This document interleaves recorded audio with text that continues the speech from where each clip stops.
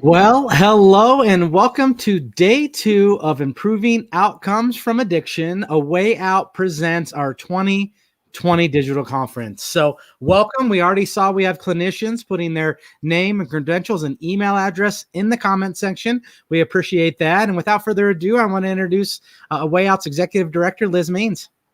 Hi, again, I'm Liz Means, and welcome to our virtual first time ever conference. You know, with the pandemic, all of us are having to do things differently, and we are trying to get with the program and be more modern and adept at social media. Danny's helping us with that.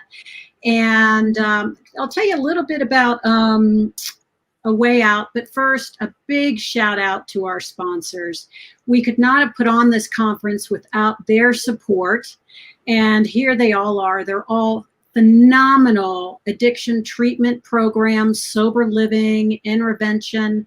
They do a number of different things, and they are truly top notch. So if you have any needs, be sure to contact, one of these institutions. They are really terrific. They've really made this happen. So to tell you a little bit about A Way Out, if you don't know, A Way Out is a nonprofit on the western slope of Colorado, and we help everybody, and we collaborate with any institution, organization, business, and we work primarily with people who are lacking resources and need help getting into a treatment program to get better. A Way Out also provides free year-long clinical care after the treatment program to help people get cemented in their sobriety and well-being. We also have a family program that helps family members who are trying to figure out how to support their loved one and also reclaim their own lives. We have an alumni program, which is really a fun program where alumni do fun social events between golfing, camping, hiking, going to see plays and music events, all at a social distancing yoga, and more. And if you want to know more about A Way Out, it's all on our website at www.awayout.org. And we're just really grateful you're here. Without further ado, I want to introduce our board member, one of our board members, Don Bird, who is an alumni of Bucknell University, where our speaker also is. And so I'm going to give it away to Don. Don, welcome. Hello, everybody. My name is Don Bird. And as Liz already said, my job this morning is to introduce our speaker for today, whose name is Dr. Judith Grisel, who is a psychology professor at Bucknell University, which I'm happy to say that I am also an alumni of. After last year's symposium, we had A Way Out. We're so impressed with Dr. Judith Grisel, Judy, that we not only invited her to present again in this year's symposium, but we also asked her to join our advisory board. Happily, she agreed to both of these. I won't go through Judy's extensive background. It's available online and the website that Liz listed. But when I asked Judy which achievement of her many achievements that were listed in her resume she was the most proud of, she thought for a few moments and then she replied, she was the most proud of her 34 years of sobriety. It's my habit to watch PBS News every evening, and I was watching the other night, and they were interviewing a clinician, substance abuse clinician, who made the statement that he thought that the opposite of addiction is not recovery. He said that the opposite of addiction is community. And I think that if you look at Judy's resume, you will see that the sense of community is a thread that runs through all of her achievements. The one that I'm most impressed with is that in the early 1990s, when she was just a graduate student, or still a graduate student, I might say, at CU in Boulder, Judy volunteered at the Boulder County Jail to conduct weekly meetings with the members of their female inmate population and discuss their substance abuse issues. She did this for 3 years. She told me that she wants to teach people who are eager to learn. As a former jail administrator, I can attest to the positive effect that volunteer discussion groups like this can have on the inmate population. Judy and I have both agreed that there is a lot of conflicting information in contemporary society around the issue of substance use. We believe that today's presentation is both timely and relevant. So without further ado, it is my pleasure to introduce Dr. Judith Grisel.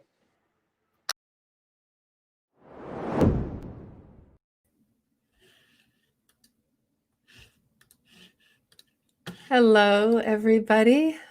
Hopefully you can see me and see the slides there. I'm happy to be here and eager to interact virtually, I guess. Today we're going to be talking about marijuana, whether it's a medicine or dangerous or innocuous. And I'm probably going to speak about 75 or 90 minutes, which I realize is a very long time. So we'll take a break in the middle for questions, and you can start putting those in the chat box whenever you have a question. And then I'll have plenty of time for questions at the end as well. So the problem of addiction is tremendous. It's really almost incalculable. In the US, about 20 million Americans over age 12 have a substance use disorder. Over 11% of state and federal budgets are spent trying to deal with addiction. And around the world, about 1,000 people a day die from their substance use disorder. So what is it and how does it develop? I'm going to talk a little bit about my recovery later, but like most people, I began thinking that this would be fun and something to experiment with. And eventually it kind of became a habit. It didn't take too long in my case, but sometimes quickly, sometimes slowly, I guess. So just something that is done for pleasure becomes more habitual. And then it is used to help cope. So, you know, if you start drinking so that you then think, well, I'll drink every Friday night or maybe every Friday and Saturday night, and then you have a bad Wednesday or something, it certainly would occur to people to use to cope. The shift from coping to compulsion is one that takes place in the brain as the kind of choice behavior that's driven by cortical influences largely is superseded by subcortical kind of motivational drives that are largely unconscious. And that's when, you have to act on the compulsion. After compulsory use is regular, it generates a withdrawal syndrome when you stop taking the drug. And that's really quite far down this the sort of trajectory here until finally there is a state of despair. And one of the points about this is that addictions are chronic, progressive, lifelong diseases, and there is no cure. This disease or the diseases of addiction are due to the brain changing. And it changes to produce the sort of hallmarks of addiction, which are tolerance, which means that you need more and more of the drug to get the same effect, or you have to take, the same amount of drug doesn't produce much effect. Dependence, which is evident when you take the drug away and you experience withdrawal, and craving. So those three hallmarks are all due to the brain changing. And as it does, you end up, stepping down these stairs. You can also climb back up the stairs. Both of these things take some time and a lot of work because the brain doesn't change so quickly, but you can come back up. I did cross out the first step because the empirical literature suggests that once you've developed an addiction, it's unlikely, if not impossible, that you would go back to sort of casual use. So there's a lot of discussion about what addiction is. I love to have those discussions, and maybe we can talk about them during a break. But I think it's worth noting this original word, addictio, was a Latin word that was developed to characterize what happens when someone didn't pay their debt. So in ancient Roman times, if you owed somebody money, you became their slave, their property. And they could, work you to death or keep you forever until you paid back what you owed. And from that, I would say maybe a short definition of addiction is what happens when the debt from borrowing good feelings from the future comes due. We really are, it's something we have to pay back by this long climb up the stairs if we're lucky. So why would people play with drugs if they know that they're addictive and that over 20% of the population has a problem? It seems like a pretty slippery slope. Well, one of the reasons is that we're wired that way. We are set up neurologically to use mind-altering drugs. Since prehistoric times, so since humans have been humans and probably before, we have been messing with our minds with any substance we could find, psilocybin mushrooms or poppy seeds, alcohol. People quickly figured out what substances would do, and then they used them. It's universal among all human cultures. If they have access to anything that would change the way they feel, they use it. There are a few differences in the way ancient cultures used it and the way we use today. Most notably, I guess, that they didn't use in isolation, and it was part of a ritual that was a communal kind of thing. Probably that helped protect against addiction, but who knows?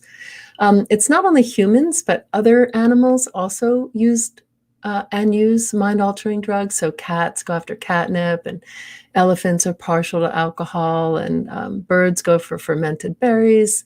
Lots of examples throughout the animal kingdom, from insects to birds and mammals, everything in between. And the reason for our long history with mind-altering drugs and the universality of use is that we share with other animals a kind of core motivational pathway.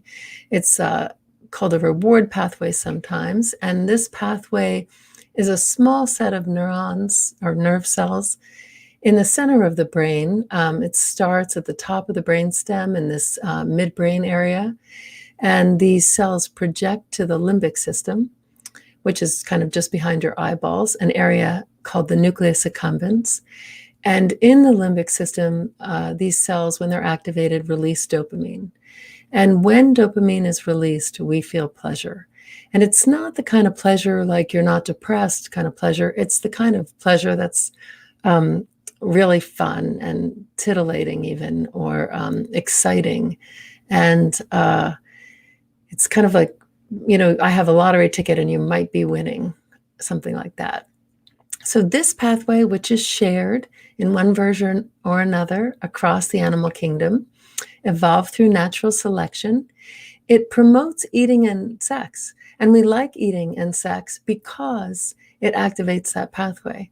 And so really we have this pathway in order that we reproduce and survive, which is good for evolution. So it's something designed to help us like food and reproduction.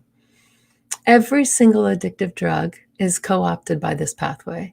So these drugs evolved on their own accord, from plants usually, to activate this pathway for their own needs. And if we found a new drug, out in the woods somewhere today, and we wanted to know if it was addictive, if it releases dopamine in the nucleus accumbens, it's addictive. If it doesn't, I would say it's not. And most psychopharmacologists would agree with me. So this is the core addictive pathway because it feels good. What's different between sex and food and addictive drugs is that they're more potent. And we can control the dose and the delivery. So we can stop at the store or at the dealers, and we can get as much as we can afford, and we can take it as often as we're able. So it's different than natural reinforcers, which are, usually doled out in smaller amounts. One of the key points, and I'll make this a couple times, but just keep it in the back of your mind, is that the more you use this pathway, especially when you're young, the less sensitive it gets. So I think of it in a way like listening to music too loud.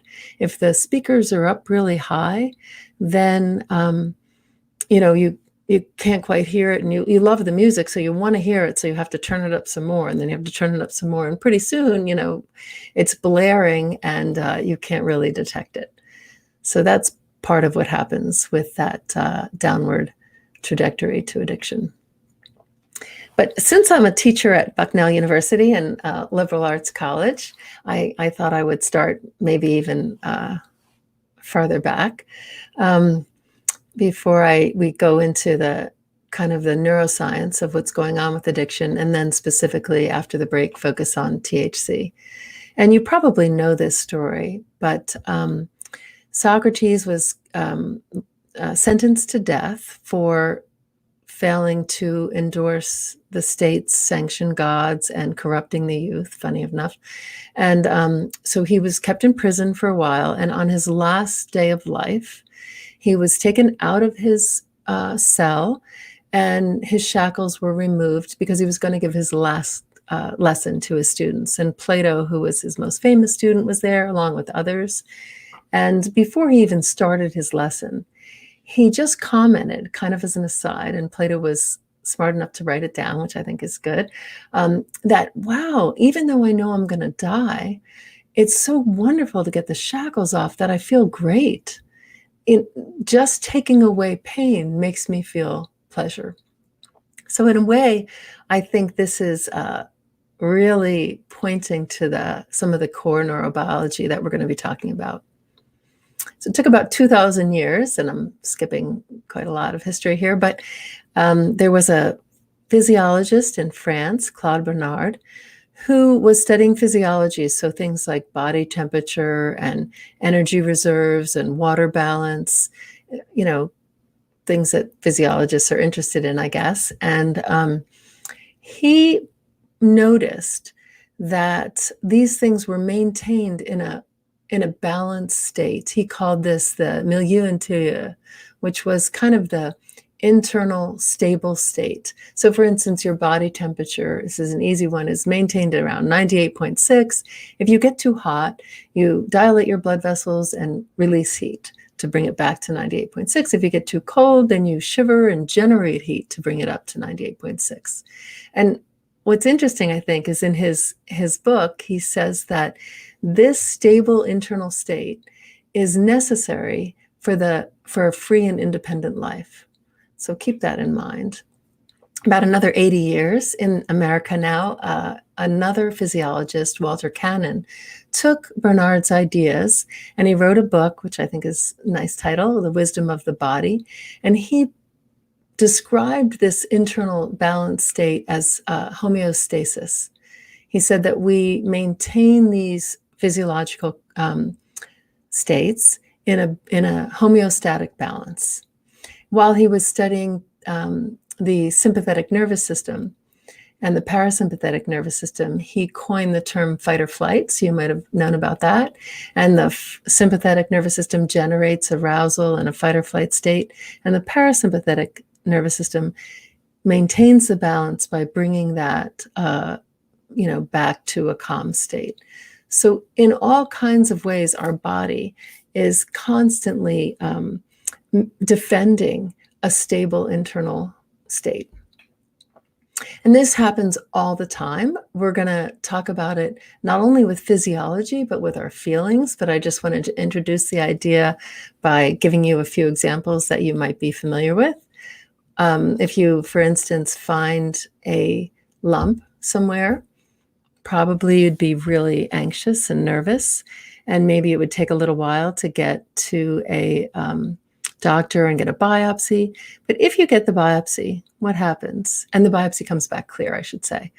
You don't just go back to your normal state. You go back to kind of an elevated state of maybe not euphoria, but very grateful and relaxed, and all the anxiety that I've been carrying for these weeks kind of rebounds into the opposite state.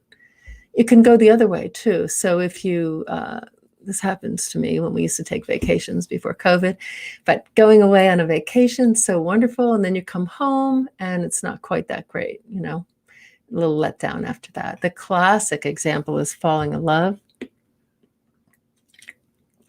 which when you're falling in love, in fact, if you look at an MRI of someone in the early stages of falling in love, it looks just like they're on cocaine. You can't really tell the difference. So everything is wonderful. You don't need food. You don't need other stimuli. It's just this person. But after a while, you kind of get adapted to that. So it's nice, but not so nothing that exciting until, and I'm sure we can all remember this, you get dumped, or if someone died, it could be even worse. Then you're in a bereft state. So the euphoria of falling in love is followed by a real sense of deep, deep loss. And the more you loved, the more you lost. So this is something that kind of reminds me, and I hope it reminds you, of what happened to Socrates. And what he noticed is that strong feelings in either direction, I mean, he was talking about pain leading to pleasure, but he recognized they go together, lead to feelings of the opposite direction. And that has huge implications for addiction. And I'm going to introduce this little slide now, and we're going to talk about it in more detail later. But if you look at the effects of any addictive drug, any drug that's addictive, your feeling state is on the y-axis and time on the x-axis. And you can see that the drug comes on for a certain amount of time. And when it comes on, your feeling state goes from sort of a neutral, so you feel normal, just like you're okay, to a rush, a really good euphoric state, as for instance, dopamine is released in that mesolimbic pathway. That kind of mellows out a little bit while the drug is still on board. And then there's always a rebound afterward. So the strong euphoric state elicits eventually the opposite effect. So this is what I'm saying, and I have like a little model here to just make sure we're all on the same page. We have a neutral state. If I bumped into you on the street and I said, "How are you?" and you said, "I'm doing fine," that means you don't feel either particularly good or bad. We walk around with our own neutral, our own homeostatic feeling state. And yours might be different from mine, but we all have them. And they're really fiercely maintained. If something terrible happened or something really good happened, you'd have a brief change, but it wouldn't last. It never does. So let's say it's your birthday. It's not quite wonderful, but you feel great that day. Hopefully it's sunny out and you have some friends to celebrate with. But the day after your birthday is not quite as fun, is it? And you feel a little let down. It's okay, but now I have to wait a whole other year for cake. Or if something scary happens, like maybe you have a scary thing in your path, you would feel worried and upset.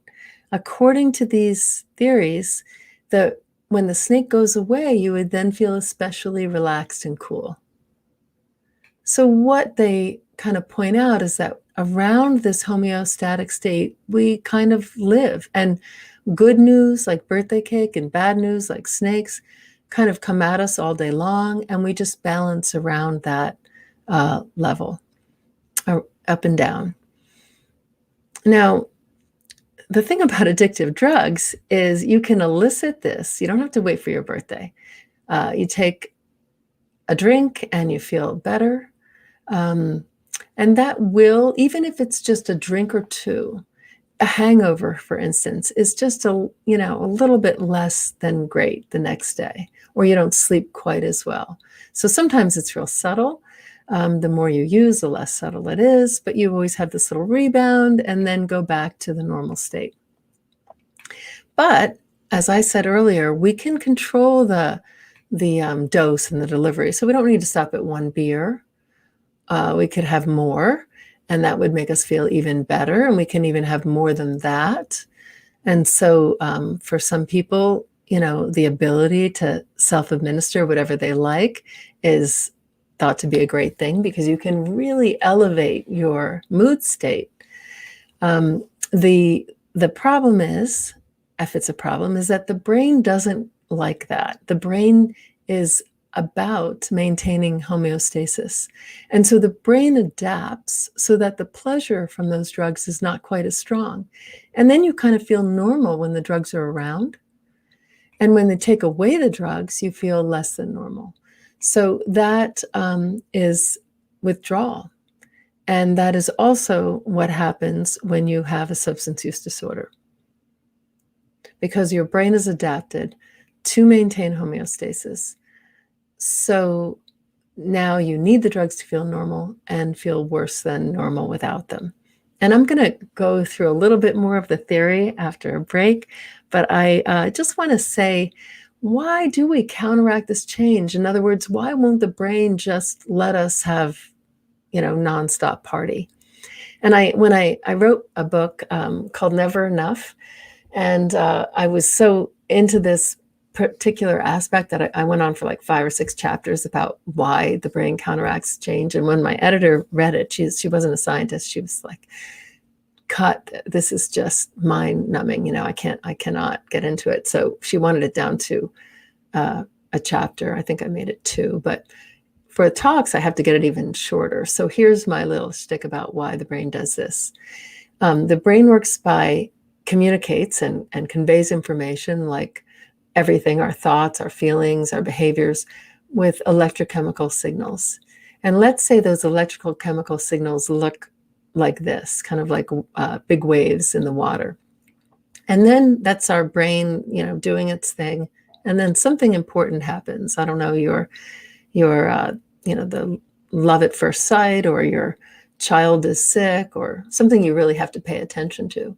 It would be hard to detect that on this very noisy background. Whereas if the background, the electrochemical activity, is maintained really pretty flatly, then the same stimulus would really stand out. It's also like if you were trying to detect a stone dropped into a lake. If the lake is all rough and stirred up, it would be impossible to see. But if the lake is smooth, then a stone can have a big effect. So the brain is very much about maintaining this signal to noise ratio so that we can tell if something good or something bad happens. Because frankly, if we can't tell if something good or bad happens, that's not very good for our survival. So evolution has designed the brain to make sure we can tell by maintaining homeostasis. So I said I wrote a book. The book is Never Enough, The Neuroscience and Experience of Addiction. And I just tell a little bit of my own story. I was probably 7 or 8 in the picture on your left. Excuse me. And I had a probably better than average childhood in a lot of ways. I was strong-willed and well-resourced. I had lots of ideas and ambitions. I think if you had met me, you probably would have liked me. And then right around the time of my 13th birthday, I got a hold of some alcohol, drank about a half a gallon or more of wine, loved it, completely loved it. It was such a profound experience that even though I didn't realize before that I was kind of discontent, the alcohol I drank just transformed my psyche. It was like perfect, I thought. And I spent the next 10 years drinking as much alcohol as I could and taking as much of every other drug as I could. This picture on the right, I was at a family event. I was probably 13 or 14, loaded. And, really, I kind of miss my teens. I ended up being homeless frequently. I contracted hepatitis C from sharing dirty needles. I was kicked out of 3 schools, the first one in 10th grade. And I lost the respect of everybody I knew, including myself.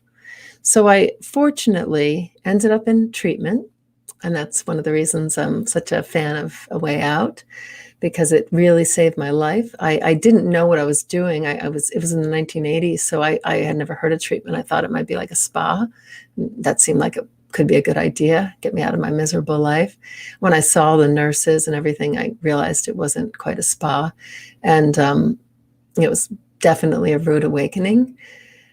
I learned there, though, that I had a disease and that I was going to die if I kept using. And so that they suggested I get sober and stay abstinent. And I will tell you, that was probably the hardest.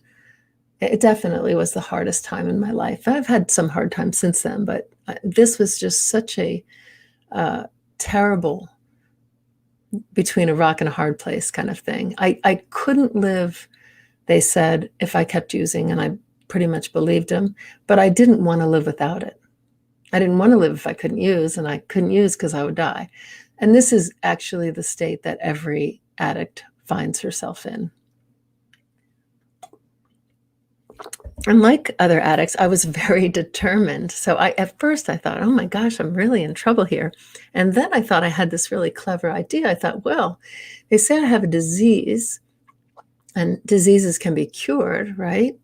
So I'm just going to fix it and then I'll be able to use. And I really, as I said, I was self-willed. And, if you had looked at me, you would think there's no way this lady's crazy. This child, 23-year-old child, is crazy. But it was enough to kind of keep me sober for a little bit. I figured for some reason that it was going to take me 7 years to cure addiction.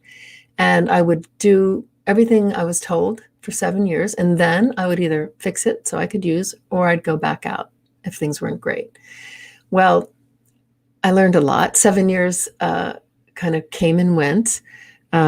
I did go to graduate school. It took me 7 years to get my undergrad at the University of Florida Atlantic. And then I went to the University of Colorado in Boulder for 7 years. And then I did a postdoc for 3 years.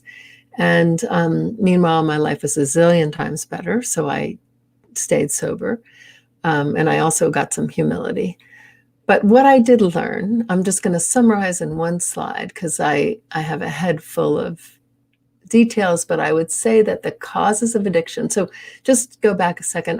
What I thought was there was some faulty switch in my brain. There was just something wrong because other people could use drugs or alcohol and not self-destruct. Lots of them. 22% of people have a substance use disorder, but that means what? 78% don't. So why? What's different about those? And I wanted to know what's causing my brain to be like this. So it turns out it's complicated, really complicated. There are 3 main sets of factors: genetic, environmental, and developmental. And genetics are, I spent much of my career studying the genetics. They have to do with things like novelty seeking, which is heritable. So I was somebody who really liked new experiences, didn't mind being lost. I liked to take risks. I was very sensitive to the potential for something nice or fun or good, and kind of indifferent to punishment. I was grounded about, 70% of my teen years when I was living at home, and I really made up for it during the rest of the time. So it didn't work too well. There's a lot of genetic influences, but all of these things are partly heritable and come from known genetic pathways. So we know a lot about that. But there are, according to scientists at the NIH, hundreds or thousands of genetic variants that increase or decrease the risk for addiction. But I should say, I wanted to say this already, half of the causes are heritable. So we inherit them from our parents. If your first degree relative has a substance use disorder, you have 4 times the chance of having a substance use disorder as someone whose relatives don't. So it's definitely partly contained in our DNA. But the environment is also really important. And maybe even more complex. There are lots of factors. Some of these I had, some of them I didn't. But certainly, if you just take culture, there's hardly a place on the planet now where drug use and abuse isn't tolerated, if not encouraged. So many influences. And when I wrote the book, I didn't appreciate as much as I do today, the developmental influences. So it turns out there's a lot of contributions that come from drug effects on the brain and other things happening during development. So if we have a difficult childhood with lots of stress or trauma, then it's more likely that kids will use to cope, and they'll use early. The one thing that really, I think, if I had to point to a single factor in my case, it was this adolescent exposure. And this is a very big issue. So I'm going to talk about marijuana because this is the thing that teens are using the most. And it is a gateway drug that leads to definitely to substance use disorders and other psychopathologies. So just to kind of remind you of maybe what you already know, the brain is plastic, meaning it can change throughout our lives. So from prenatal times to old age, it's able to change. But it's especially able to change during critical periods. So the first thing that happens with the brain is the cells copy each other. They multiply or proliferate. And then they go to the right spots in where they're supposed to be. So they're supposed to be in the cortex or in the mesolimbic dopamine pathway or in the spinal cord. And they differentiate once they get there. So cells take on different identities. And this all happens and is more or less complete, definitely complete by our early 20s. After that, our brains can change, but not nearly as much as they can early on. And that's why the critical period is, in general, is from the time of conception to mid-20s. And what that means is that any influence, whether it's a drug or something else, negative or positive, it has a much more lasting effect when the brain is undergoing all these changes. So there's the nice big yellow brain to show that this is all happening. And I just want to talk in general about what stimuli might do. So if a drug is present at the prenatal time, it's going to affect the number and the type of brain cells. Oh, I decided to make it simpler. So any environmental influence is going to change the brain structure and function during development. So it could be a drug, but let's just say it's a blue splat. It doesn't really matter. What the experience does in the prenatal time is it's going to alter the number and type of brain cells. And it can do it so much, let's say it's alcohol, that or another kind of toxin, that maybe there would be a miscarriage or major defects. So big pathways in the brain could be disruptive.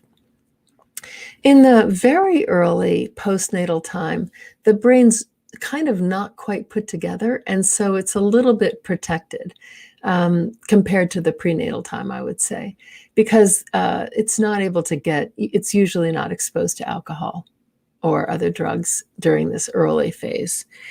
During the toddler phase, the senses are fully capable, maybe some more even than adults. And so the brain is being organized, and any stimulus might affect the specific circuits and pathways and the way they develop. When you're, a young child, you probably know this, the ability to learn is just tremendous. So they're putting together language and the whole world. So it's constantly, what's this? Or watch this. And during that time, an experience is really just sort of deepened. I'm sorry, I went a little too fast there. So it's kind of multiplied. So experiences are concretized in the organization of the brain. And then in adolescence, which is where we're going to focus most of our time, so about the time from puberty to early 20s, mid 20s, these circuits that have all developed are put together in unique ways as kids individuate. So they take the same stimulus and they kind of turn it into, what does it mean to me? And this is how they go from sort of being, just I wouldn't say a generic child, but I think children are less unique often than teenagers. I have a teenager now, so I can speak to that directly. Now, the brain can change later, can change in adulthood, but the same stimulus is going to have much less of an effect in a full adult, someone my age. And in someone even older, maybe it would have a temporary effect. So this plasticity is what underlies how development interacts with drug addiction. And this is really important because we think that about 90% of Americans who have a substance use disorder started using drugs before they were 18. So think about that. If we really wanted to plummet addiction, we could somehow put all the 13-year-olds onto some island without any mind-altering substances and keep them there for about 10 years, the rates of addiction would really plummet. Almost 9 out of 10 people who have a problem started before they were 18. 1/4, for instance, of people who use any addictive substance before they're 18 become addicted. So you have a 1 in 4 chance of becoming addicted if you start before you're 18. And the earlier you start, the higher that number goes. So for me, it was right about age 13. It was probably at least 1 in 2, maybe more.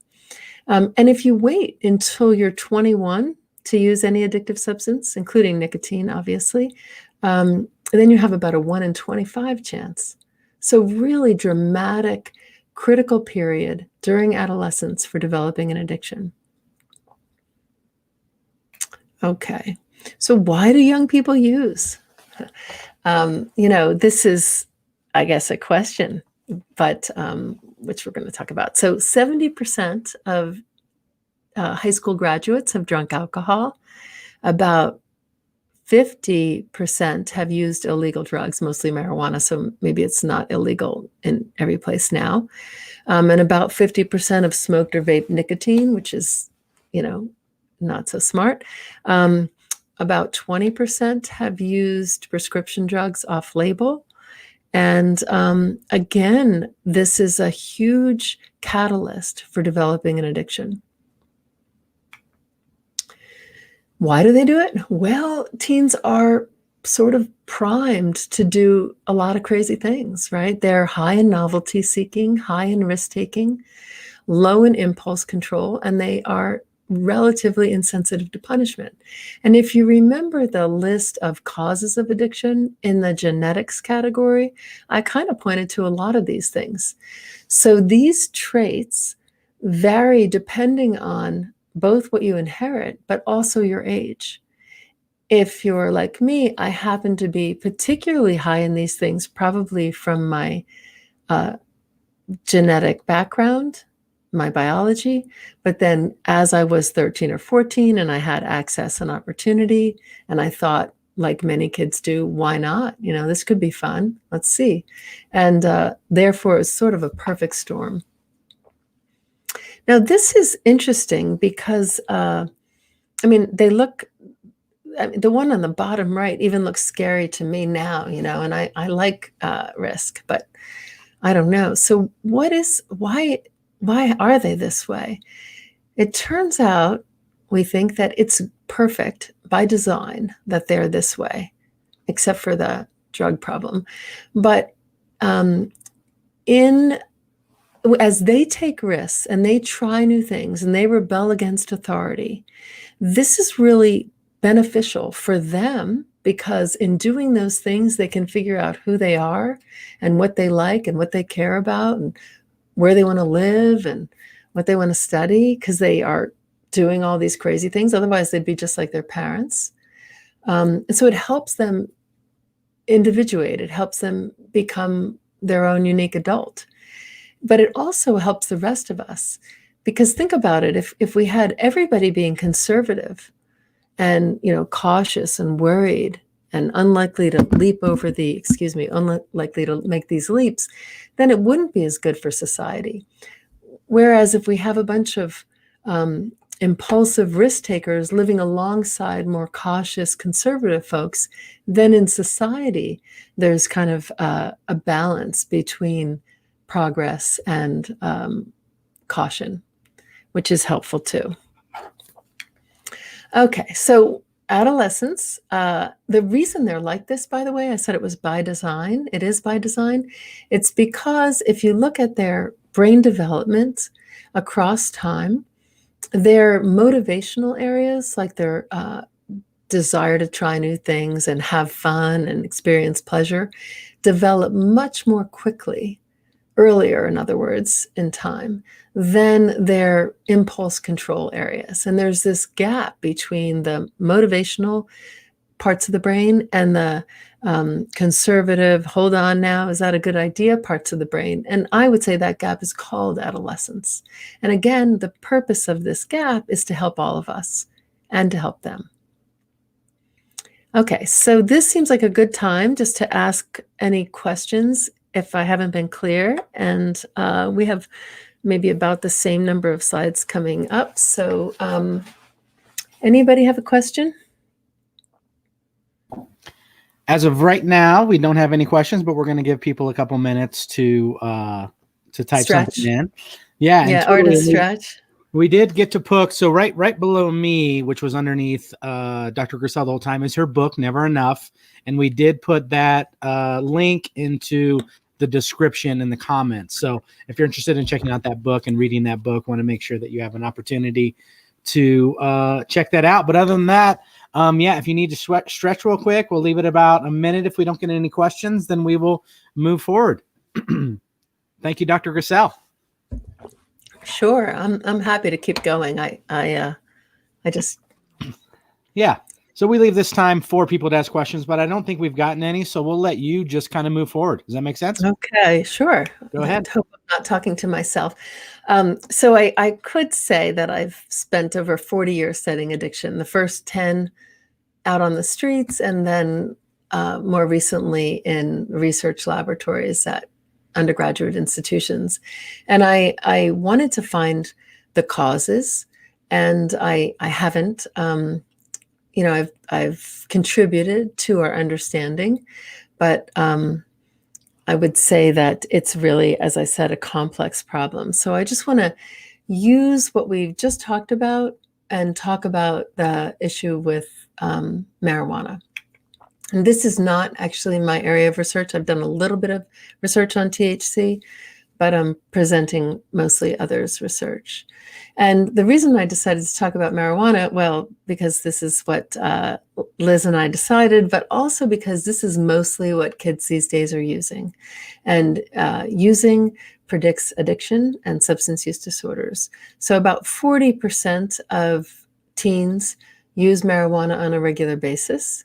And that really hasn't changed since we've gotten since it's become more acceptable and in some places legal. But what has changed is the amount. So of those 40%, they're using a lot more, which is only going to make these problems worse. So I wanted to go back to this idea of homeostasis, just to give you a sort of a general primer on how addiction develops. And this picture should look like, our feeling states go from a neutral 0 to a positive state. We're going to call that the A state, and a negative state called the B state. And there is a rush at the beginning, whether it's alcohol or cocaine or opiates or anything, even nicotine, an adaptation, and then a little rebound. And this was recognized. I guess I stopped at Walter Cannon, the physiologist, But this application of homeostasis to addiction and to feeling states was first put into words by these researchers at the University of Pennsylvania, Richard Solomon and John Corbett, in the 70s.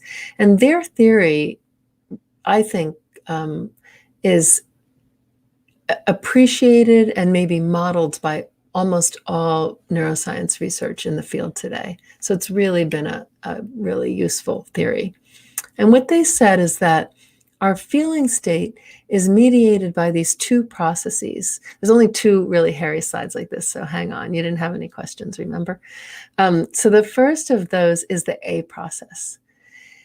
And the A process is what the drug does to the brain. So one thing all addictive drugs do to the brain is they cause dopamine release in the mesolimbic pathway. But if we're talking, for instance, about THC, it also interacts with cannabinoid receptors. If we're talking about cocaine, it might block the reuptake of dopamine.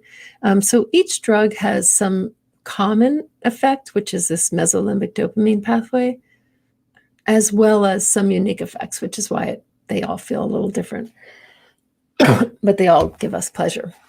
So the A process, again, is what the drug does to the brain. And the B process is what the brain does to what the drug does to the brain in order to maintain homeostasis. So the B process is what the drug does to what what the brain does to what the drug does to the brain to maintain homeostasis. And so it compensates. It's always in the opposite direction of the drug. Always in the opposite direction. And we're going to talk about that. So when you put the A process and the B process together, you get the feeling state. Sorry, I haven't often, I don't know, a month. Anyway, so one thing we know is that the situation on the left doesn't stay. If that lasted, it wouldn't be that bad. But it changes over time. So with lots of drug use, it's not quite as wonderful. And the reason for that is because the B process, which is coming from the brain, it's what the brain is doing to compensate for the drug effect, is changes. It adapts. The brain is a genius at adapting. And if its goal is to maintain homeostasis, to keep us at this neutral feeling state, it can do it. And so it comes on earlier, it lasts longer, it's bigger, and it also gets conditioned. So it learns to anticipate that the drug is coming. So this change in the B process means that we don't really get high. You know, if you talk to an opiate addict, they don't get high. They only don't feel sick. If someone is really dependent on alcohol, they're just drinking to get through the day, not to really get the party on. People smoke cigarettes because if they're addicted, because if they don't smoke cigarettes, it's terrible. So if you have an unopposed B process, you're miserable. So because the brain is so great at adapting, you have this kind of terrible state where you really can't get high. And I said that the B process learns to anticipate that the A process is coming, and it does that in all kinds of ways. So it might be the paraphernalia. Those cues predict that the drug is going to come. So the brain doesn't have to wait for the drug to come. It knows if it sees your favorite substance or your pipe or whatever, it's on its way. I'll go ahead and elicit the B process. I can get ready. It could be the people you use with, or maybe the time of day or the time of week. If every Friday you drink and then you can't drink one Friday, you're on antibiotics, it's likely you'll be a little irritable. It could be the place where you use. I used to love to go to concerts. I love live music. And when I first got sober, I couldn't go to concerts because I would just get there and worry about everybody else using drugs and me not using drugs. And, I didn't even hear the music. So eventually it got better, but all kinds of things are cues, feeling states, even feeling good. for some people brings on a desire to use. A big pouch of money is a big trigger. So essentially, all the environmental cues that are associated with using the drug bring on the B process, so that, whoops, I didn't mean to do it like that. I think I have an extra slide in there. I'm so sorry. I do. This is what I really want to say. Those things bring on the B process because they predict that the drug is coming. And so now if the horizontal line is a neutral state, now you feel craving, anxiety, tension, the opposite of whatever the drug did. So you might feel suffering and pain if your drug reduces pain. And in fact, there are 3 causes for relapse. One is the cues associated with the drug. This is really big for treatment, I think. It used to be the case that people would go off to a totally new environment and, take care of goats or something while they recovered, and then they would be very strong and feel great, go back to their original setting and inexplicably relapse. And it turned out it would be the case that they had bumped into an old using buddy or walked by a shooting gallery or something, and it just elicits the B process, kind of like Pavlov's dog salivating. So you could bring Pavlov's dog back in there 4 years later, and he would still salivate to the bell. Same idea. Another cause is a taste of drug, and I didn't miswrite that. Any drug will elicit a relapse for any other drug because they all activate that mesolimbic pathway. So as soon as that happens, the brain counteracts it and then sets up craving. And so people say often that they've quit smoking and then they go out for a drink and then they think, oh, what the heck, I'll have a cigarette. Stress is the other one. And some of my research right now is focused on understanding how stress leads to craving and relapse. So we're going to talk about THC, and you probably know much of this, but hopefully I can teach you something new. Cannabinoids are the THC and other compounds that are contained in the marijuana plant. The marijuana plant produces over 100 cannabinoids, but we know that the one that produces the effects that are used for its recreational benefit are THC, or tetrahydrocannabinol, and delta-9 tetrahydrocannabinol. And this is totally responsible for the high feeling completely. So it's nice that it's simple. This drug is not medicinal whatsoever. I stay really on top of this literature, and so it may turn out to be, but we have no evidence. And in fact, we have evidence of significant risks. So it is associated with an increased risk of psychosis, which is a main symptom of schizophrenia. In a really good paper that came out about a year ago, we learned that it's a meta-analysis all over the world, thousands and thousands of subjects. The researchers concluded that about 40% of the new cases of schizophrenia are attributable to smoking high-potency weed on a regular basis. And that study had thousands of people since 1980, so really a big study.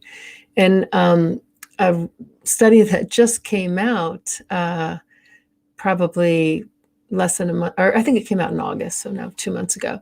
It's also associated with depression, so that it's not clear cause and effect here, but if the people who are smoking because they're trying to treat their depression, for sure it's not working. It's making it worse. Now, cannabidiol is another one of the cannabinoids, and it does not produce a high. It is beneficial for now 3 types of childhood onset epilepsy. That's terrible. So it's really useful for those. It may be useful for other things. You can easily find people down, on the street who are telling you it's great for their tennis elbow or whatever. And it may or may not be. I think as a scientist, I would keep in mind that placebos work for about 70% of the population on almost anything. So it may be a placebo effect or it may be real. Either way, I'm completely for more research, but I will tell you that we have no evidence that THC is beneficial for anything, and it does cause harm. And cannabidiol, we're still finding out, but probably doesn't hurt to try. So I'm just going to describe how these drugs work in my own little way. It's the THC works in the brain because it mimics natural cannabinoids. And to describe how those work, I'm going to talk a little story about my dog. So this is my dog Bowden when he was a puppy. And one of the things I guess I wanted to say about the THC is that it interacts with cannabinoid receptors all over the brain. In fact, it's the most prevalent receptor we have, the cannabinoid receptors. And so THC works at these receptors because those receptors, or those protein sites all over the brain, are there for a particular reason. Now, there's been, it's been about 30 years, I guess, since we discovered those sites, 25 to 30 years. And we're still trying to understand exactly what they do, but to illustrate what I think they do, and this is in line with the literature, I'm going to talk about my dog Bowden, who was out as a puppy about this age, walking in the front yard one day, and a piece of bacon fell from my daughter's hand. And this bacon is actually DNA because it's my bacon. But anyway, he was ecstatic, and you could just imagine his brain kind of lighting up. I mean, he didn't really realize there was such a thing. I guess he might have smelled it, but nothing like having a whole piece to himself. So I imagine that in certain spots in his brain that indicated that something important happened, the natural THC-like neurotransmitters, things like anandamide or 2-arachidonylglycerol, so those are the neurotransmitters that THC is acting like, get released. And they told Bowden, wow, that smelled good, that tasted good. Here's where you were in the yard. This is a special spot. This is the kind of day it was. So probably to let us know that something important happens, these neurotransmitters, anandamide and 2-AG, get released in us. I don't know, a terrific line of poetry or great live music or, falling in love or chocolate cake or something that's meaningful to you would release these chemicals in the circuits that are activated as you're experiencing that. So when you're experiencing chocolate cake, different parts of your brain would be involved than if you're experiencing poetry or you're experiencing a great ski run or something. So that's why anandamide and 2-AG are all over the brain. And what they do is they are released at certain synapses or certain little spots in the brain at certain times, like this, to tell you, okay, something wonderful happened.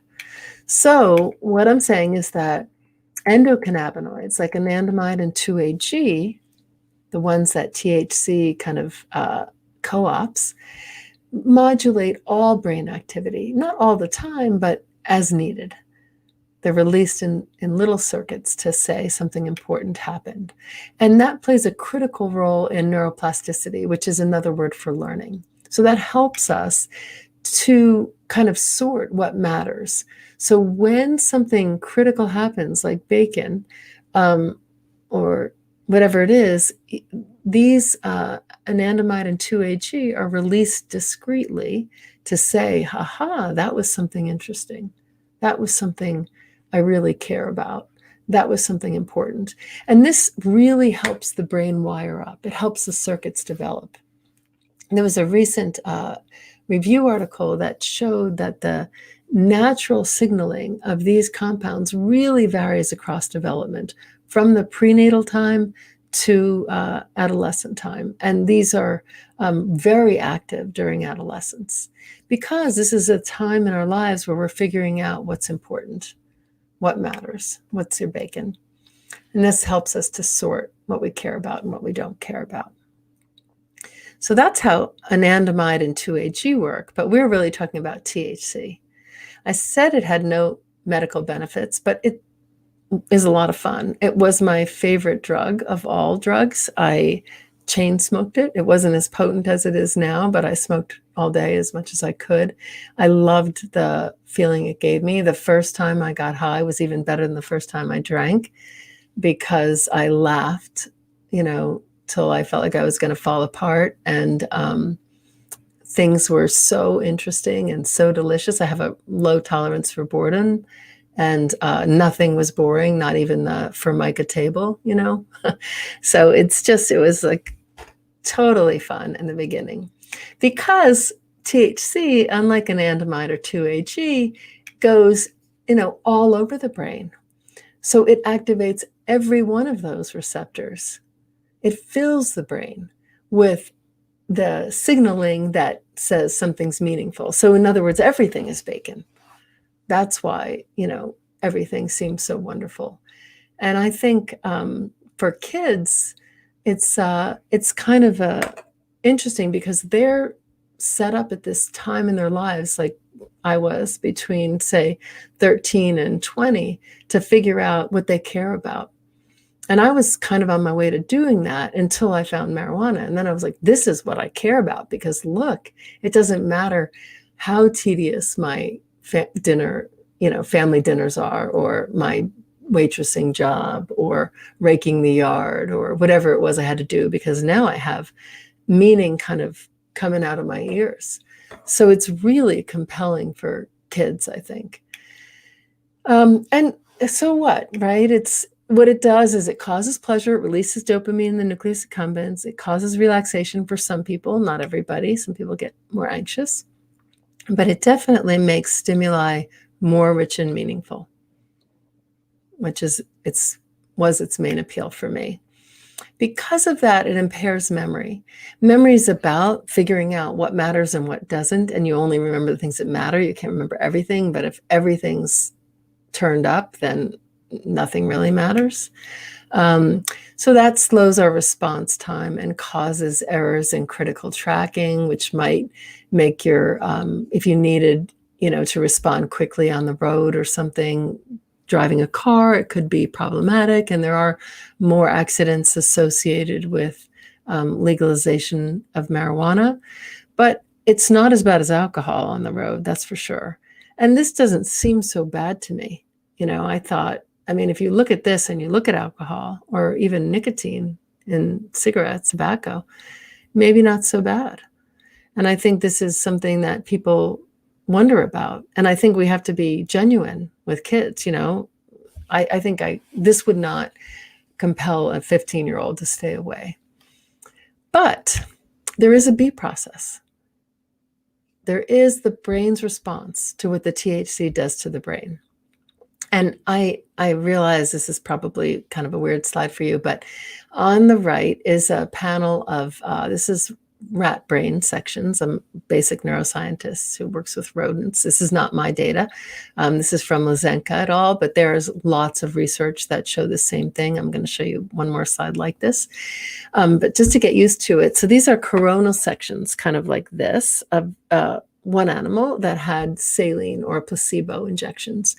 And all the dark spots you can see are where the receptors, the cannabinoid receptors for THC, but also importantly for anandamide and 2-AG are located.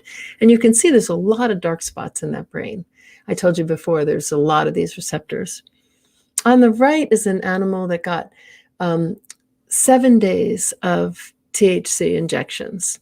So started with a low dose and then went up to a pretty high dose, but just for a week. And you can tell, I think, without even that being too clearly in focus, that there's less of the black spots on the right. Here's another picture of the same thing. So on the left again is a control animal that got a saline injection, a placebo. On the right, next to it where it says acute, that animal got one high dose, just one high dose of a THC analog. And you can see between the left and the one that says acute, it's much lighter. But most people don't use it once. And I like this slide because on the next three columns are a low dose, a medium dose, and a high use dose that were used for just 2 weeks. Now, I'm sure if you could have seen my brain when I went to treatment, it was way off the scale on the right. I think it was probably completely white. And what did that feel like? I guess you could imagine, but it felt like nothing was interesting. Nothing was worthwhile. Nothing really mattered. I told you I didn't care if I lived or died. The only thing that made my life worth living was drugs because they were so potent. But I think in a rat or a human, if they lose all of these signaling proteins or the capacity to indicate what's important, then things are not important. And I felt, even though I had all these aspirations, I didn't really care about anything. I just really cared about being left alone to do what I wanted to do. And I was not impressed with any of my options. I remember, so this does happen in humans. This is a human study, and there's a lot of these studies, but all the yellow bits, I don't love this as much because it's so not quantitative, but where the brain looks yellow, which is basically the whole brain, the outside anyway, there's a decrease in cannabinoid receptors, or these receptors, in people who use. The longer they'd been smoking, the fewer receptors they had, just to show kind of cause and effect. It's hard to do in humans because we can't do the experiment where we make them exposed. That's why we have that rodents. And luckily they do come back with abstinence. So in my case, I got sober. I went to a halfway house. It was sometime after that, so maybe 6 months or 5 months later, I was walking down a street in Minneapolis, and I won't forget it because it seemed like the first time I had seen color in my life. I don't think it was, but when I got to treatment, the way it felt was that things were just in black and white, gray, basically nothing. It's so hard to overcome that in the beginning, that kind of achedia, but I was walking down the street. It was fall. The leaves were purple and orange and yellow and green and red and on fire. And I was just shocked that people were walking right by, because honestly, I hadn't seen anything like that. And I think they do come back, which is some of the great news about THC. What's not great news about THC for me and for others is that the research shows that even if they come back, because they were down regulated or decreased during adolescence, when the pathways are plastic and they're being formed for who we are and what we care about, during that time, there's sort of lasting changes. So the fewer receptors come back, but maybe not all the way. This means that there's less dopamine activity in the mesolimbic pathway, which technically means there's less pleasure. And, it's hard to explain this because I'm kind of used to it, but my husband would explain it, because he'll say to me often, he's just easily satisfied. And I'm really not easily satisfied. I like to travel a lot. I like to change the color of the house. I like to plant different things. I like to try new foods. I have to constantly be trying to figure out ways to step on that mesolimbic pathway, because it's not naturally as active, I think, as it was before I started using. Because of that, we know that when adolescents who use THC grow up, either rats or humans, they're more likely to take other drugs and to take more of them. And think about it: if you're going to take a pleasure-producing drug, you want to sort of turn up the volume so you can feel it, and it requires more if you've downregulated this pathway. There's a lot of research about that. So heavy smoking teens have these fewer receptors, as you can see on the right. But because of that, these areas that are blue and teal, they are places where we can see that the cortex is developed differently in teens who smoke. So even if the receptors on the right come back or mostly come back, and a lot of them do, at least a lot, the cortex isn't going to change its structure once it's laid down in adolescence. It stays that way. Now, we don't know exactly what this means, but it does alter brain development. And it does that in a way that increases impulsivity. Lots of research now. I wouldn't have room for all this stuff. Really recent study, I think a few months ago, but it's associated with depression. So in the Volkow study, they saw less activity in the mesolimbic pathway, less pleasure overall. And in this more recent study, the more you smoked, the more depressed you were. Less likely to graduate high school, more likely to develop psychosis and schizophrenia, and more likely to commit suicide. So recovery happens as the brain readapts to the absence of the drug, and it returns the structures to as much as possible to normal. If you start using at 25, and you would still downregulate your receptors, but they wouldn't that wouldn't change the brain's development because it would already be over. That's why you're less likely to develop subsequent addictions. So it's probably not so much a gateway drug if you're 30 and you start smoking. But if you're 13 or 17 and start smoking, it would be. Recovery is graded, and it happens slowly over time. Again, reflected in the A Way Out's policies and practices. So they really have a long-term investment in people's well-being, which I appreciate. The more people have been using, the longer it takes. And probably, my brain is still being restored after 34 years.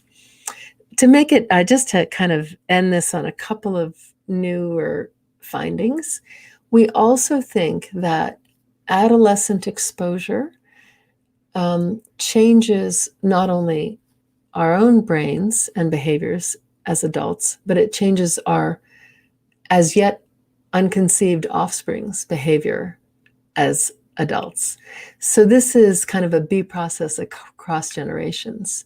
So in some studies, in this case it was rats, so adolescent rats were given 8 exposures to THC. And then it was taken away, and they grew up normally, and they got married, and they had their baby rats. And those babies were more anxious and were more likely to self-administer heroin and alcohol. I shouldn't have said alcoholism. They're more depressed by measures of rat depression.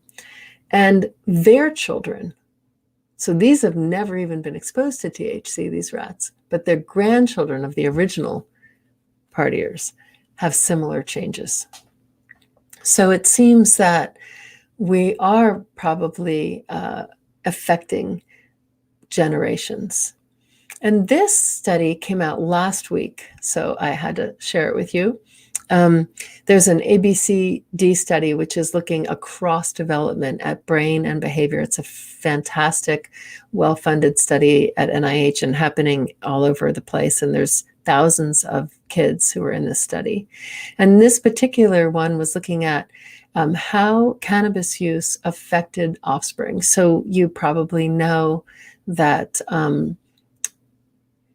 more and more people are smoking, including more and more pregnant women.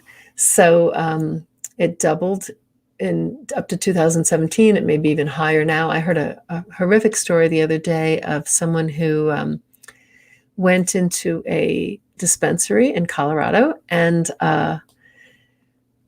was pregnant, and she had morning sickness, and she'd heard that marijuana would help. And so she went up to the 22-year-old person behind the counter and said, what do I do for morning sickness? There's all these options. Which one should I pick? And this guy said to her, apparently, well, that sounds serious. I think you should take the most potent one. So we are just beginning to research this, but we know that there's a lot of use. About a year ago, the Surgeon General said, don't use it. And this is a little busy, but I wanted to just get their data on because it's hot off the press. So the left hand, there's 6 graphs of different kinds of symptoms in the offspring, human offspring, of mothers who used up until the time they found out they were pregnant. So that is the middle graph. It's called exposed pre-knowledge. And then, so they were exposed before the mother knew she was pregnant. And the very far right ones are exposed post-knowledge. So she found out she was pregnant and she still was using, or maybe even started using. And then on the left is unexposed. And you don't have to look at it too closely to pick up that there's a general upward trajectory. So there are more psychotic-like experiences, internalizing symptoms like depression and anxiety, externalizing symptoms like conduct disorder, attention problems, thought problems, and social problems. So this is really alarming because we haven't had this data. You know, some people think it might be helpful for pregnancy. It clearly is not helpful. But, you know, it's legal. So I just want to sum up by saying the brain compensates for any drug that alters its activity, especially when used during adolescence. It decreases sensitivity to reward and pleasure, probably forever. And for that reason, it's a gateway drug. Scientific evidence should guide our policies and practices. There is no such thing as medicinal THC, and we are being kind of sold a big bill of goods.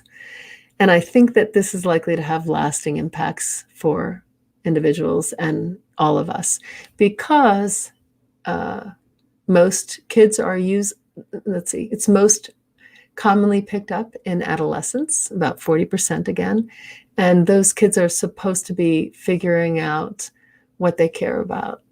And I'm here to say it's hard to do that when you're wasted. So the brain adapts to every drug that alters its activity by producing the opposite state. And that is what causes tolerance, dependence, and craving, the characteristics of addiction.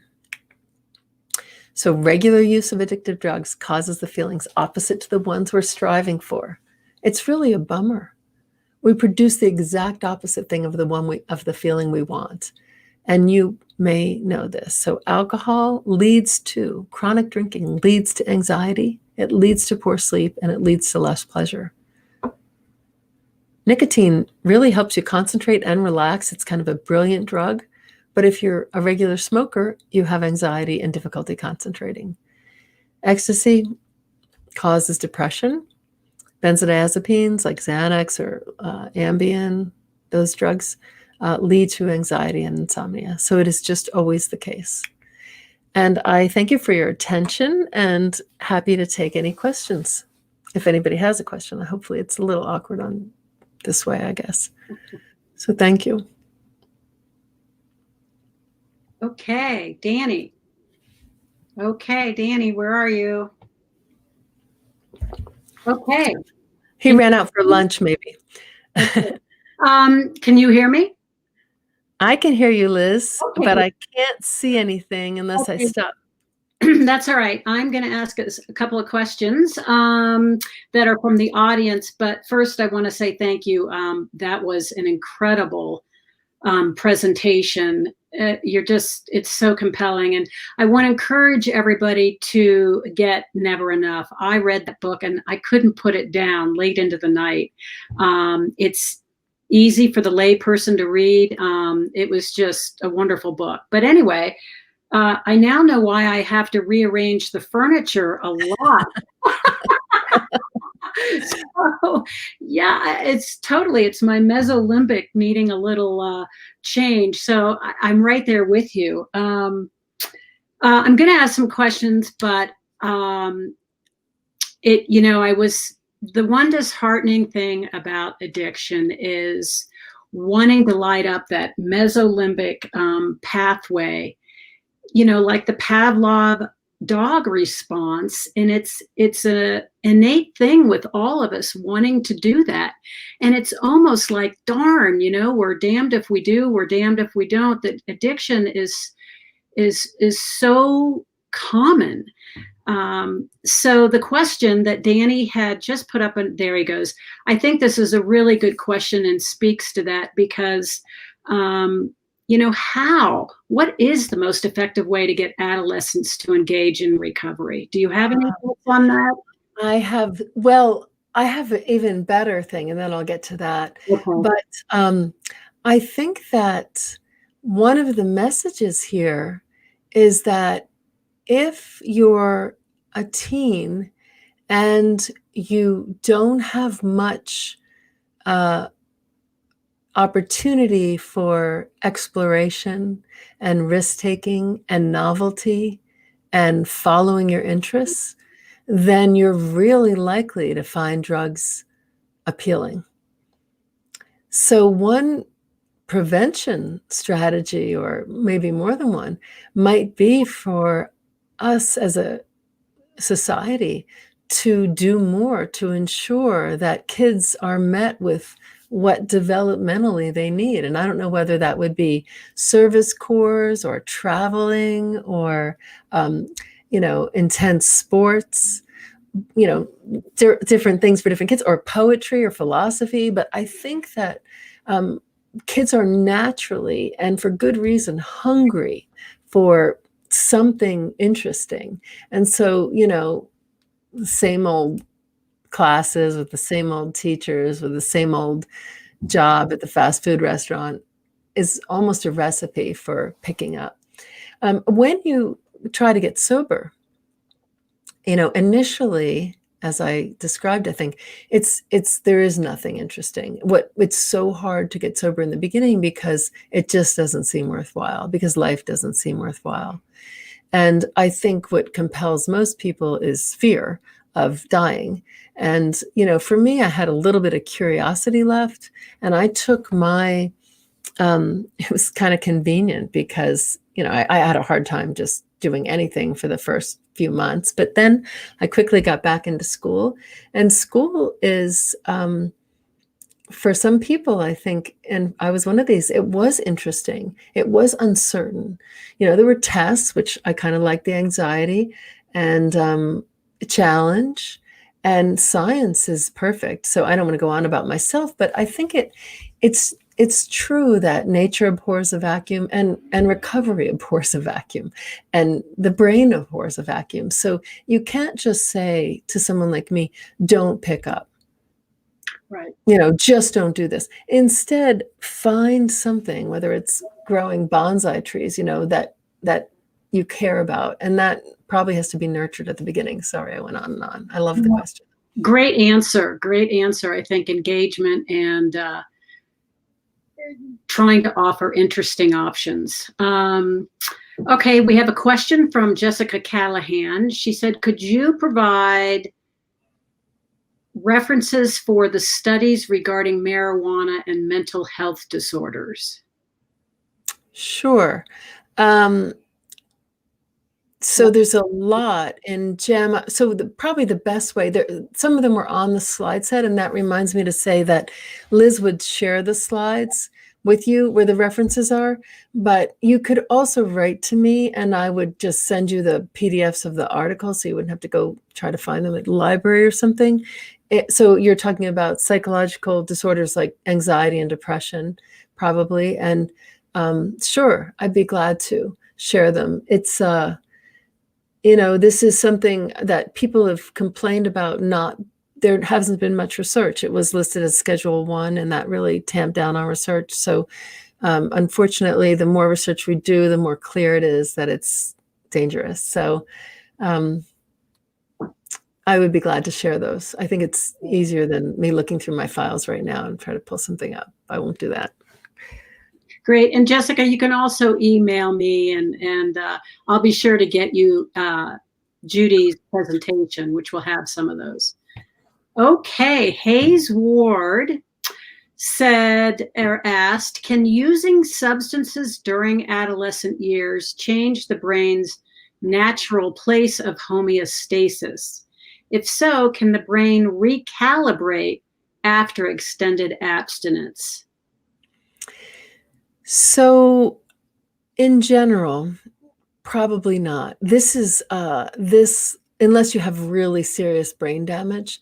The one exception is stimulants. So I loved marijuana, but I actually hit bottom with cocaine. And cocaine and methamphetamine are kind of unique among drugs. They activate the mesolimbic pathway, but there's good evidence that chronic use of those changes your homeostatic level in the wrong direction. It brings it lower so that you're sort of perpetually less, your neutral is lower. And that, depending on when you use and how much you use, might not come back, which is part of the reason that long-term recovery from stimulant addiction is so hard. People relapse a lot. And I know it's hard for any substance, but it's, I think, demonstrably harder than it is for alcohol, for instance. Okay, great. Or heroin. Okay. Kimberly Reel asks, do process addictions operate the same with the AB process? Yes, so good, Kimberly. What's different, if anything? Yeah, so great. Well, so probably still brain damage. I was just in a session like this with somebody, and I forgot the name of the book now. It's Adam Atler, who wrote a great book about this that just got released, and he's more of a psychology side. I'm exploring the neural side, and someday hopefully I'll write another book that will look at just specifically at adolescence. But Adam Atler wrote this book, and other people are now seeing more and more that cell phones, video games, pornography do the same thing. They activate this pathway. The more you activate the pathway, the less sensitive it becomes, particularly for kids. And you're dependent. So if you take it away, you're, kind of jonesing for your Instagram or whatever. And we're spending a lot of time on that. And if you pick up those things as adults, they're likely to have very different effects than if you pick them up while your brain is being shaped. So I think there's probably, we need more research, and it doesn't look great right off the bat. There is this one example is pornography, and it sort of demonstrates the whole thing, I guess, because lots of kids have access to porn, and more and more kids at younger and younger ages are impotent. So there's, young boys, 20, 22-year-old boys who are impotent because they've probably spent so much time on porn that they no longer have any sensitivity. So this is the rub, that the more you activate the pathway, the less sensitive it becomes, especially during adolescence. Okay. Facebook user, I work with pregnant women. Can we get a link to the JAMA article from Paul? Yeah, it came out September 26th, so literally last week, right? Like Friday. And right now you can probably get it for free on JAMA. If not, I can share it with Liz. I don't know if that's actually illegal, but anyway, yes, you can get it. So it's JAMA Psychiatry, September 26, 2020. The one with all the graphs, the new one with the mothers. Yeah, sure. And if you write to me, I'll send it to you. No, great. I don't know how many people are listening, but okay. I have one other question. It's one of the things I'm fascinated with is the generational transmission of addiction, your epigenetics that you talked about. And I found it really interesting that the parent, then the child, then the grandchild. And the grandchild may not have that much experience with it, and yet they still have a propensity to use the drugs and alcohol or whatever the substance is. And is that because the genes are getting passed down? Is that what you're basically saying by the epigenetics? So The old gene? yeah, it's a good question. So a lot of research in this area. The genes are technically the DNA sequence, if you remember from ninth grade biology, the ATCG sequence. And epi means on top of. So those are marks on top of the sequence that are like methyl groups or histones that change the structure of the DNA double helix, but they don't change the sequence. And one of the things I didn't get to say, but just because we're picking on mothers here, it's important to note that male adolescents are passing on these marks. Ah. So what happens is when a young, and a lot of the studies are in rodents so far, because you can imagine it's tough to do in humans. We do see rising, though, incidents of addiction, rising depression, and rising anxiety. And one question that this brings up, Liz, is maybe that's due to the fact that we've been, smoking a lot for the past, since the 60s or something. But these marks get put on as the sperm go through the epididymis on their way out of the grown-up father or grandfather, so it's a way for the offspring to be best prepared for what is going on in the life of the parent or grandparent. So the early studies were on famine. If you were in a famine as a child, when you grew up and had children, those children tended to be heavy. They tended to easily hold weight because they had a reduced metabolism, as if they too might be in a famine. And it's really smart of biology to prepare this way, but not so great if it's kind of like we reap what we sow, long term. So it's worth noting. That's fascinating. Well, I just can't thank you enough for your presentation. It was wonderful. Judy's email is just being posted below. And if you want the slides or the presentation, I guess I should say, from Judy, email me at director@awayout.org, and I'll be happy to get those to you. So thank you, everybody, for attending. And Judy, thank you so much for your expertise and fabulous presentation. Thanks, Liz. Bye-bye.